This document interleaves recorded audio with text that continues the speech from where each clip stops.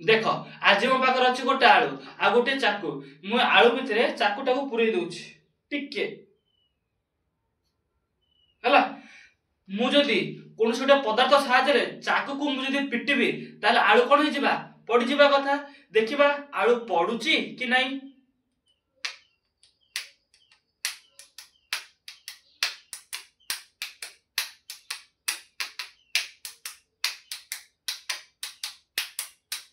अरे आलू तो ऊपर उठला आ एमती कहीं किया आ पछरे साइंस हाथ अच्छे एटी गोटे वस्तुर गोटे जड़त्व नियम लागिला तो वस्तुर जड़त्व नियम कौन ए पृथ्वी थिबा समस्त वस्तु निजर अवस्था को स्थिर रखिया पे चाहते हला आ एही स्थिर रखिबा पई वस्तु मानकर जे प्राकृतिक प्रवृत्ति मान हला इच्छा हला ए पृथ्वी थिबा समस्त वस्तु निजर अवस्था को स्थिर रखिबा पई